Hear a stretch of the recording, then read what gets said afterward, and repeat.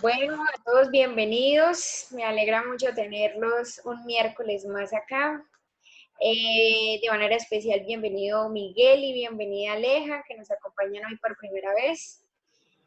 Vamos entonces a orar para comenzar. ¿Listo? Oremos. Amante Padre Celestial, te queremos dar muchas gracias, Señor, por el privilegio que nos das en este miércoles, mitad de semana, podernos reunir para estudiar tu palabra.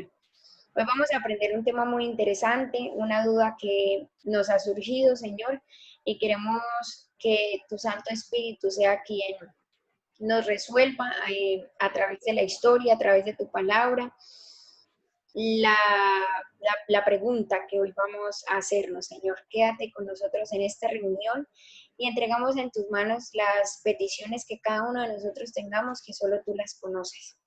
En el nombre de Cristo Jesús, amén.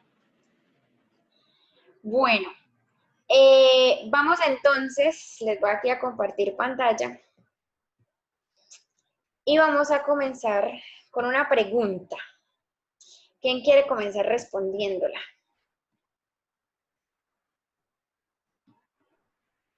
Vamos entonces a empezar. La pregunta es la que ven a continuación. ¿Es la Biblia católica igual a las Biblias protestantes? ¿Qué creen ustedes? ¿Tendrá algunas diferencias? ¿Son literal iguales? Cuéntenme. Entonces, vamos a empezar por Carol. A ver, Carol, cuénteme, ¿qué piensa de esto? Yo pienso que son distintas, que durante quizás el tiempo han cambiado algunas cosas, o sea que literalmente no son iguales. Vale. Ashley, cuéntame. Pues yo, el periodo pasado estudié sobre la reforma, la contrarreforma y todo eso, ¿no? Entonces, pues yo creo que sí, no creo que sean iguales porque si son Biblias protestantes es porque no están en acuerdo con las Biblias católicas o el contenido de ellas. Entonces yo creo que son diferentes en ese caso, entonces que digamos las Biblias protestantes han cambiado las cosas que decían la Biblia católica, lo que verdaderamente es lo que quería, por decirlo así, decir Dios, ¿no? Sí me hago entender. Ok, listo, Ashley. Muchas gracias. Mariana, ¿qué piensas tú? Yo la verdad no sé nada al respecto, o sea, uno asumiría así como de primera entrada que no, porque pues se supone que es la misma Biblia, o sea, la palabra de Dios, del mismo Dios, entonces, pero algo me dice que sí son diferentes, pero no sé qué sea. Ok, o sea, lo creería que son iguales, pero hay algo en su interior que no. Dice. Ajá. Bueno, Miguel, ¿qué nos dice?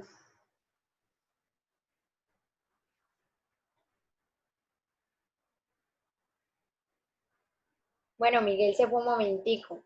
Silvia, ¿qué Ya, ahí Miguel? ¿sí me escuchan? Sí, le estamos escuchando. Ah, ok, bueno, no, de mi manera de pensar, sí, hay una diferencia. Eh, no me acuerdo ahorita exactamente el nombre de los libros, entre los cuales está Macabeo, Judith. Hay varios libros que no están inscritos en la Biblia que comúnmente nosotros usamos, eh, que contiene 66 libros, y la Biblia católica creo que son 5 libros más, no recuerdo ahorita exactamente, que tienen algunas historias que no tienen consecuencia con la vida de Jesús, por decirlo de alguna manera, y lo que Dios hizo en toda la Biblia, por decirlo de alguna manera. Ok, Miguel. Bueno, Miguel, muchas gracias. Silvia, cuéntenos. ¿Son iguales? ¿Son diferentes? ¿Qué piensan? Pues vale, la verdad tampoco tengo como mucho conocimiento en ese sentido, pero pues asumiría como por lógica que sí. No sé qué tanta diferencia ni podría decir que son totalmente diferentes, pero creo que sí tienen pues sí, pues sí, sus diferencias y que han cambiado a través del tiempo las dos. Ok, nos dice Silvia eso. Tete, cuéntenos. ¿Son iguales? ¿Son diferentes? ¿Qué piensan? Pues creo, y si no me equivoco, lo que aprendí en el colegio es que sí son diferentes, pero es porque el Antiguo Testamento en las Biblias católicas tienen más libros. No sé por qué, la verdad no tengo la menor idea, pero sí sé que en el Antiguo Testamento, en la Biblia católica, hay más libros. De pronto, como lo que escuché de Miguel, creo que es, de pronto hay capítulos que bueno, lo que yo tengo entendido es que el Antiguo Testamento nos muestra la profecía que se va a ver expresada en el Nuevo. No estoy segura, ¿sí? Ajá. Entonces creo que esos capítulos, esos libros que hay de más es lo diferente entre una Biblia y otra, porque sé que las Biblias protestantes tienen lo mismo, excepto algunos libros que hay de más en la católica. Ok, listo. Bueno, muchas gracias a todos. Los puntos de vista de todos fueron fascinantes. Muy chévere. Les cuento que yo este tema no lo sabía muy bien y es nuevo para mí también. Entonces todos vamos a aprender. Listo. Les traje acá los libros de la Biblia católica como tal, ¿cierto? Tanto los del Antiguo como los del Nuevo Testamento. ¿Qué diferencias entonces encontramos entre la Biblia católica y la Biblia protestante? ¿Son iguales, son diferentes? La respuesta, como algunos lo dijeron, es que sí son diferentes, pero ya vamos a ver en qué sentido y de qué manera. Listo.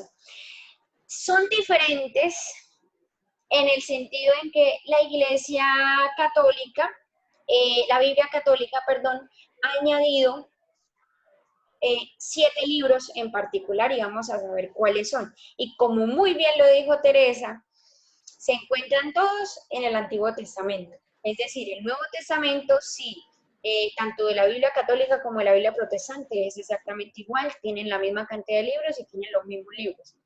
Sin embargo, en el Antiguo Testamento vamos a ver cuáles son los libros que la Biblia católica tiene de más. El primero es Tobías. Segundo, Judith. Tiene algunas adiciones del libro de Esther. También está Primera de Macabeos, Segunda de Macabeos, que no se encuentran en las Biblias protestantes. El libro de Sabiduría, tampoco se encuentra en las Biblias protestantes. El libro de Eclesiástico y el libro de Baruch. Y algunas adiciones en el libro de Daniel. Daniel es un libro que nosotros hemos estudiado a lo largo de estas reuniones, ¿cierto? En total, ¿cuántos libros tiene en sí de más, por así decirlo? 7 libros. ¿Y dónde se encuentran? En el Antiguo Testamento. Como bien lo expresaba Miguel, él no sabía cómo era que se denominaban a estos libros, y yo hoy les voy a decir cómo es que se les denomina, para que cuando ustedes escuchen esa palabra, entonces ya sepan que se están refiriendo a estos libros, y hoy vamos a entender por qué incluso se usan esas palabras. Se les denomina como apócrifos o deuterocanónicos. Resulta que apócrifos viene de la palabra, significa oculto, ¿sí? Y deuterocanónicos que pertenecen al segundo canon de la Biblia. ¿Y qué es el canon en la Biblia? Para que me entiendan y todos hablemos pues el mismo idioma. El canon en la Biblia es esa compilación de libros que tiene la Biblia, ¿cierto? ¿Por qué se les llama deuterocanónicos? Porque pertenecen a un segundo plano.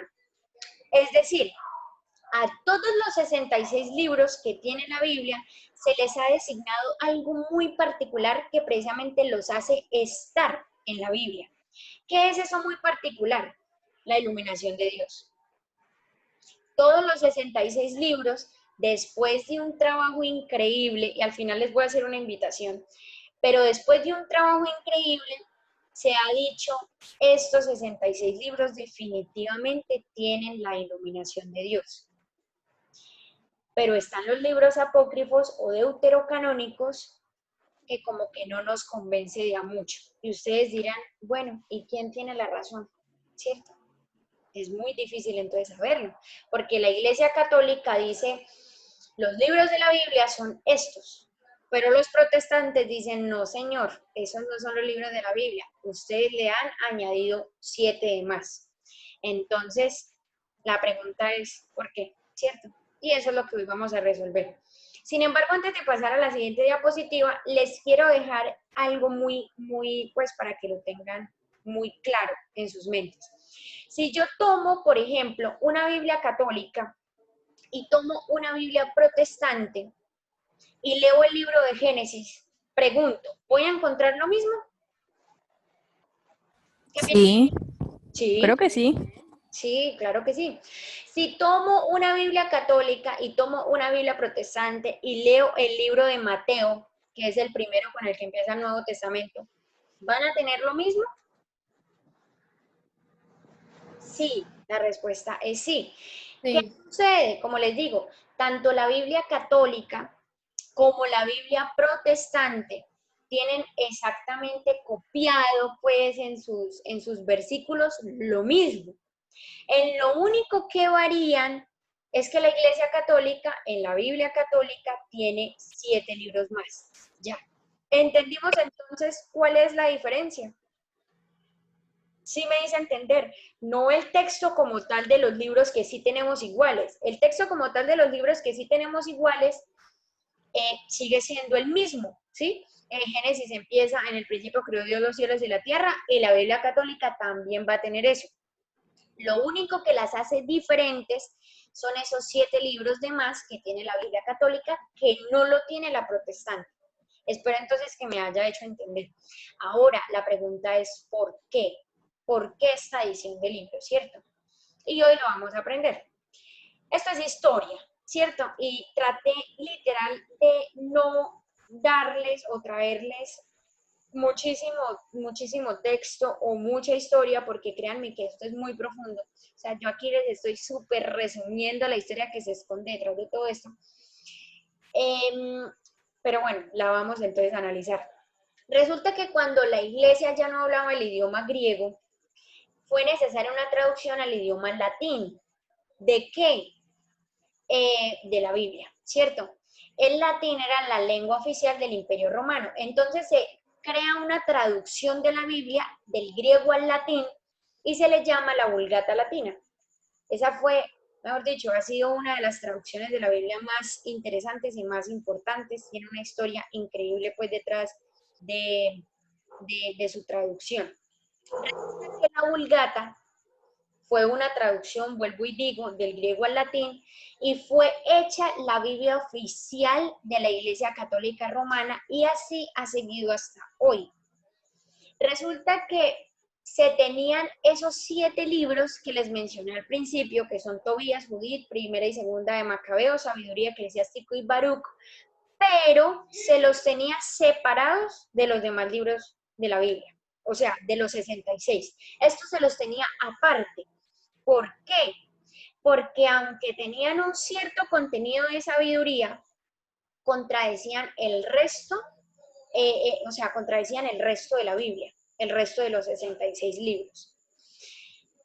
No fue sino hasta en la Reforma Protestante, con Martín Lutero y todos los que empezaron como que a revirar por cosas que la Iglesia Católica pues no estaba haciendo bien, empezaron a ver qué es verdad y qué es error, y empezaron a leer la Biblia, cosa que les era prohibida, pero bueno, la empezaron a leer, empezaron a investigar qué sucedía, qué pasaba, qué verdades les estaban siendo ocultas, y llegaron a la conclusión de que los libros apócrifos, esos libros que tenían separados, pues, que tenían a un lado, pues, de la Biblia como tal, que esos libros realmente no estaban inspirados por Dios, ¿cierto?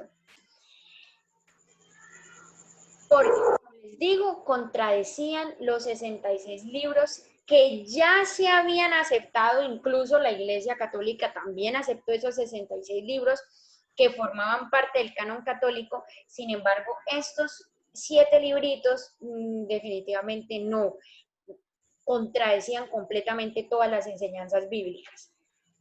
No fue sino hasta en el Concilio de Trento, en el año de 1546, donde la Iglesia Católica declara estos 7 libros como formalmente canónicos.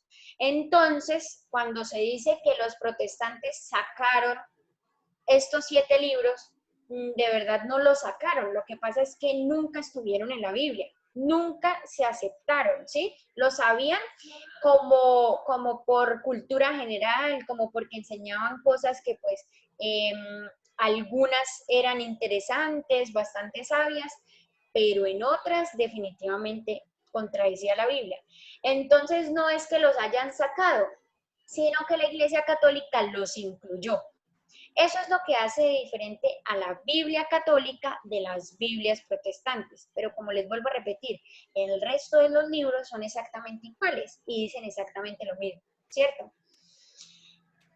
Yo solo les traje aquí las dos razones por las que estos libros apócrifos no fueron aceptados definitivamente como iluminados por Dios. Créanme que hay muchos más argumentos, pero no los quiero aburrir, no me quiero demorar y al final, como les vuelvo a repetir, les voy a hacer una invitación. Bueno, resulta que analizando estos libros apócrifos, porque no solamente se encuentran estos 7 que la Iglesia Católica aceptó, sino hay otros muchos, investíguenlos y verán, o sea, hay demasiados libros. Y resulta que entre esos libros se empezaron a hallar algo que se llama anacronismo. ¿Alguien ha escuchado esa palabra? Bueno, ¿qué es un anacronismo? Resulta que anacronismo es algo que les voy a explicar a continuación, pero en resumen es lo que está fuera del tiempo. Entonces les voy a contar. Ustedes me creerían si yo les contara esta historia y me van a opinar pues si ustedes me creerían, ¿listo? Que en el año de 1715 Juanita o Pepito volaron en su carro convertible hacia Colombia y hablaron con los colombianos el idioma natal, que es el inglés. ¿Me creerían? ¿Y por qué no? Porque no es el idioma natal, ¿no? Primero, pues no es el idioma natal. Segundo, ¿qué otra cosa pueden sacar de allí que no concuerdan? Volar en el carro. Volar en el carro, muy bien. Tercero, ¿en qué año lo hicimos? Bueno, ¿en qué año lo hizo Juanita? 1700. ¿Cierto? Entonces, ¿qué sucedía con esos libros apócrifos? Que tenían anacronismos, es decir, contaban unas historias que estaban tan alejadas de lo que en ese momento se estaba viviendo que definitivamente ellos decían, no, o sea, no tienen lógica estos libros. Tanto anacronismos a nivel histórico como a nivel geográfico, ¿sí? Yo aquí les traje un ejemplo para que pues tengamos la evidencia. Se encuentra en el Evangelio de Bernabé, pero sin embargo esto no es uno de los libros que sí fueron aceptados en la Biblia católica, no, este sí no está en la Biblia católica, pero este pertenecía a uno de esos apócrifos que estaba como entre esa cuerda floja de sí, soy o no iluminado por Dios, ¿cierto? Entonces, ¿quién quiere leer el numeral 1? Según el texto, Jesús navegaba por el mar de Galilea, desembarcando en Nazaret, que en realidad se halla a 23 kilómetros tierra adentro desde el mar de Galilea, para luego subir a Capernaum, que en realidad se halla sobre la costa de dicho mar. Exacto. Capítulo 20. Eran cosas como así, ¿sí? O sea, decían que Jesús navegaba en el mar de Galilea, que desembarcaba donde allí dice, pero las cosas no concuerdan porque ¿cómo así que desembarcó? Pero sí estamos en el mismo lugar. Sí, o sea, habían cosas que no concordaban. Y este es un ejemplo del Evangelio de Bernabé, que era uno de esos libros apócrifos. Segundo, bueno, es todavía. Segundo, ¿quién lee el segundo? Todavía más, todavía pues más ilógico. Segundo. Se afirma que Jesús nace durante el mandato de Poncio Pilato, que recién comenzó en el año 26 después de Cristo. Listo, entonces se dice, Jesús nace en el mandato de Poncio Pilato, pero resulta que Poncio Pilato no empezó a reinar sino en el 26 después de Cristo. ¿Ilógico? Sí, es ilógico. Entonces, por esta razón, fue que... Disculpe. Se está escuchando como un audio feliz. Bueno, resulta que por esta razón es que se empezaron como que a decir, no, definitivamente estos evangelios no fueron iluminados por Dios, no fueron inspirados por Dios, tienen muchas cosas ilógicas, muchas cosas que no concuerdan. Esto no lo hizo ni Silvia ni Carol, que no tienen ni cero conocimiento pues de la Biblia, de historia, de geografía, etcétera. Esto lo han hecho personas que realmente han estudiado y, como les digo, investiguen, lo que la historia es sorprendente. ¿Quién quiere leer el tercer puntico? Y escuchen muy bien este. Yo, si quieres, lo leo. Aleja, disculpa, es que el micrófono te está fallando. Entonces, de pronto, Miguel o Carol, si lo pueden leer. Yo lo puedo leer, vale. Listo, léelo, Ashley. ¿Cuál era? Es que estaba... Tercero. Ah, ok. El Evangelio menciona vino almacenado en toneles de madera, capítulo 152. Si bien en el siglo V a.C., Heródoto menciona toneles de madera de palmera usados para exportar vino a Mesopotamia y toneles de madera de roble eran característicos de la Galia y de la Italia del norte. Estos no se volvieron universales en el Imperio Romano hasta el año 200 después de Cristo, mientras que en la Palestina del siglo I, como en el resto del Oriente, el vino se almacenaba en odres de cuero y vasijas ánfora, tal como registran los evangelios canónicos. El pedunculate o roble inglés no crece en Palestina y la madera de otras especies no brinda estanqueidad suficiente para ser usada en túneles. En toneles. Listo. Esto complementa el ejemplo inicial que les di del avión, del carro pues que volaba. Entendamos que, vea, es un evangelio que, por ejemplo, dice que el vino era almacenado de esta manera, pero analizando bien el contexto histórico, no se llegó a almacenar así, sino mucho después, ¿cierto? Entonces, por situaciones como estas, definitivamente los estudiosos dijeron, no son inspirados por Dios, tienen muchas contradicciones en sus historias. Y otro argumento es que enseñaban doctrinas falsas. Doctrinas que definitivamente eran súper contrarias a los 66 libros que ya se habían aceptado, ¿sí? Y que hasta la Iglesia Católica también los aceptó. Son definitivamente contradictorios. Vamos a ver por qué. Entonces yo voy a empezar leyendo. Tobías 6, que es uno de estos libros que sí fueron aceptados por la Iglesia Católica en su Biblia. Tobías 6, los versículos 7 y 8, escuchen bien lo que dice. Dice lo siguiente: el joven preguntó al ángel, hermano Azarías, ¿qué remedios son el corazón, el hígado y la hiel del pez? Le respondió, si se quema el corazón o el hígado del pez ante un hombre o mujer atormentados por un espíritu malo, el mal desaparece para siempre. ¿Qué significa esto?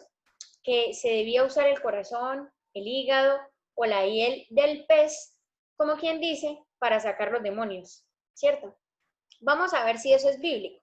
En Marcos 16:17 y Hechos 16:18, en Marcos, por ejemplo, Jesús explica qué es lo que realmente saca los demonios. Y claramente no es ni el corazón, ni el hígado, ni la hiel de nada. Es el nombre de Jesús. Jesús llega y dice, ¿ustedes quieren sacar un demonio? ¿Qué puede pasar? Porque, bueno, en algún momento lo estudiaremos. ¿Lo quieren sacar? La única manera es en el nombre de Jesús. Y el mismo Jesús lo dijo.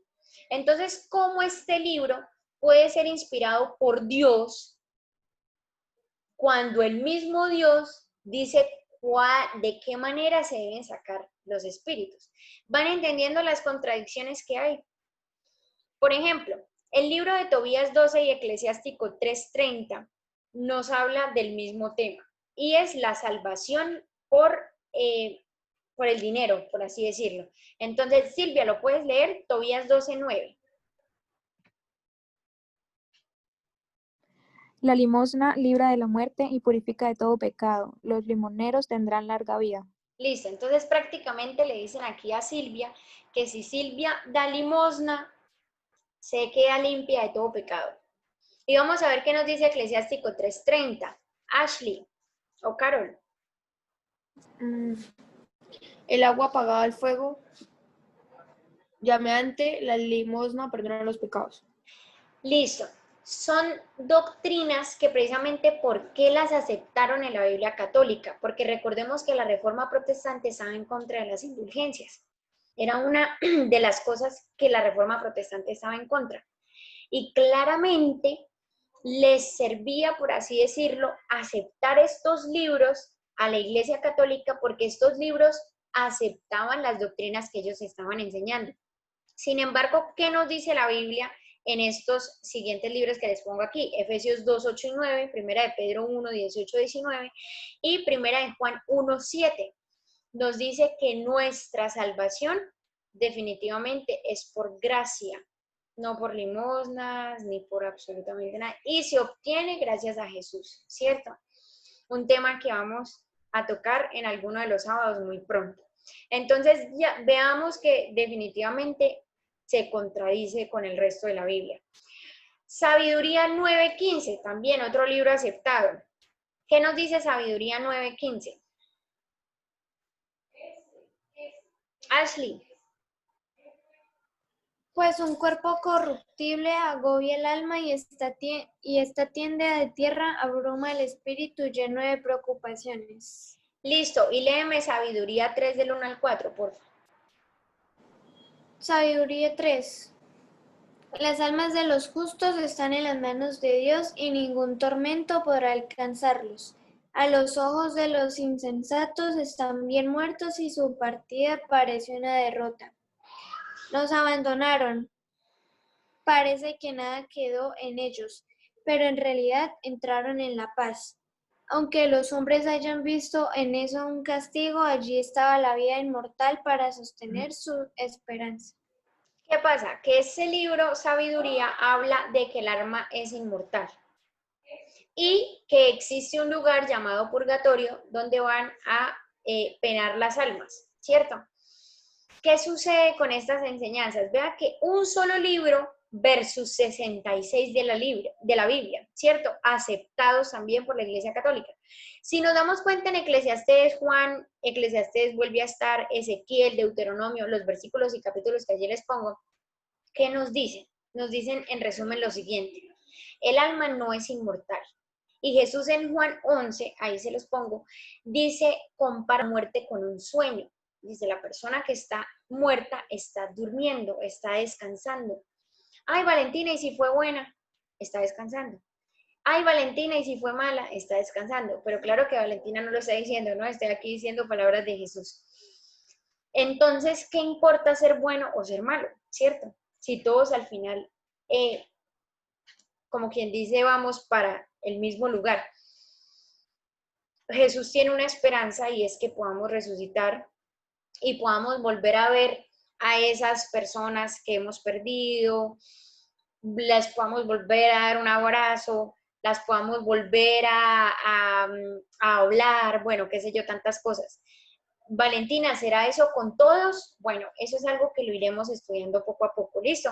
Pero entonces veamos que hasta el mismo Jesús comparó la muerte con un sueño y que efectivamente ni el alma sale del cuerpo, como se tiene pues entendido, ni mucho menos existe un purgatorio donde en particular pues se vayan las almas a penar, un ejemplo. El libro de Eclesiástico 12:1, que no se confundan con este libro, con Eclesiastés. Eclesiastés es una cosa, Eclesiastés sí fue aceptado en el canon bíblico. Eclesiástico es uno de esos libros apócrifos. El capítulo 12:1 dice, cuando hagas el bien, fíjate a quién y podrás esperar algo de tu buena acción. Súper contrario a lo que nos dice Jesús en Mateo 5, 44 y 45, donde dice, amen a sus enemigos, oren por sus enemigos, bendigan a los que los maldicen. Es decir, haga el bien y no mire a quién, ¿cierto? Pero este libro dice todo lo contrario. Entonces veamos que definitivamente las enseñanzas de Jesús se contradicen completamente con estos 7 libros aceptados pues por la Iglesia en el tiempo pues de la Reforma. Les traje uno que me pareció muy chistoso, pero este no fue aceptado, ¿sí? pero es uno de esos libros apócrifos. Resulta que este libro se llama Tomás, capítulo 5, los versículos 1 y 3, y vean lo que dice.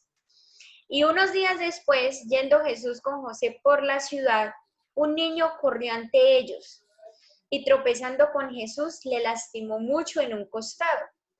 Entonces Jesús dijo, no acabarás el camino que has empezado a recorrer.